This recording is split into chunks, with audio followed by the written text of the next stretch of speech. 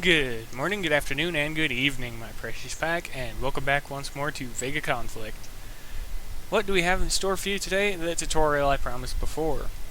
Before we get started, though, you're going to need to produce a few ships, and you're going to want to make sure you have a certain fleet commander unless you have the greatest reaction times and are capable of manipulating the AI in such a way that you can protect the squishy shields that you're going to be using. Though, what you'll be working for will actually be beneficial to you. Let's go ahead and let's take a look at what you're going to be working towards for the tutorial first. Ultimately, your goal will be to obtain the Guardian. Now, this is the same fitting I had on them at Mark 1 as they do at Mark 6 and stuff like that, because I passed the Guardians up as quickly as possible. You're going to want to do the same, so we're going to use the Xeno division to get into the Guardian Cruiser from the Axis tier. Then you're going to try and get to the Altarian tier next, because we want to get you to the top tier fairly quickly. Even if you cannot build the blueprints right away, you'll still be able to collect them, and that's the goal for now, while you upgrade your base and things like that. The difference between the Xeno division and the Axis, though, is actually night and day.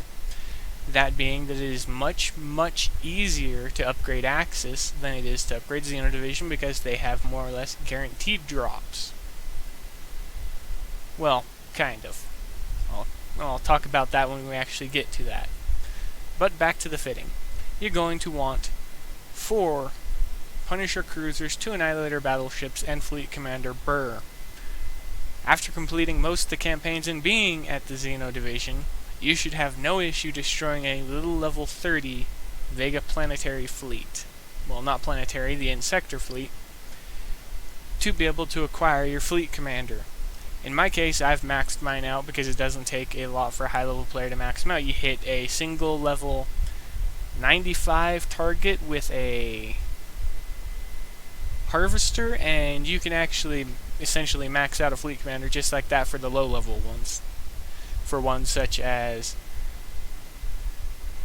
Clay.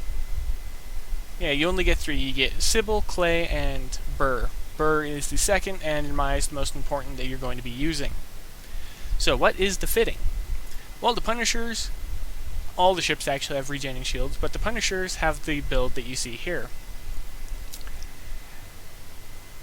They have the standard beam capacitor, armored thrusters, level 1 of both energy and explosive resistant alien armor, which is their Talonite.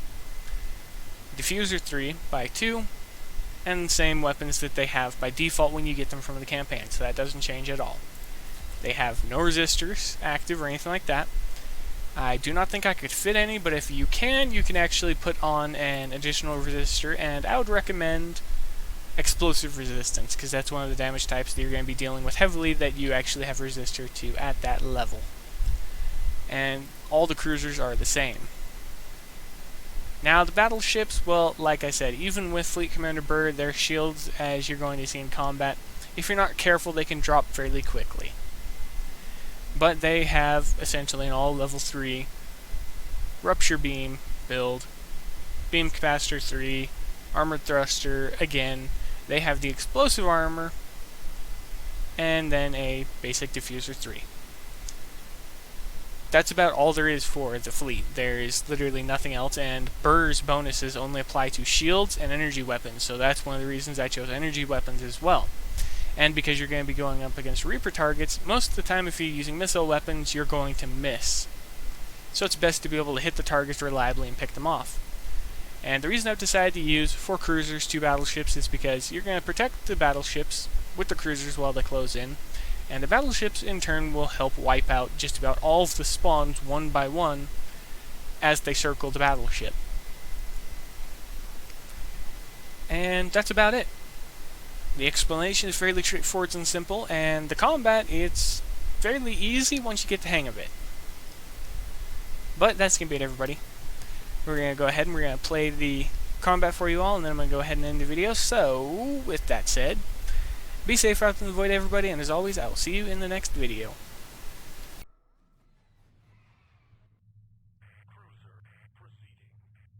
Relocating. Target identified.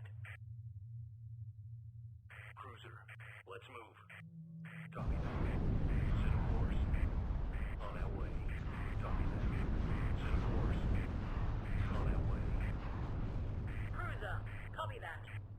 Let's move.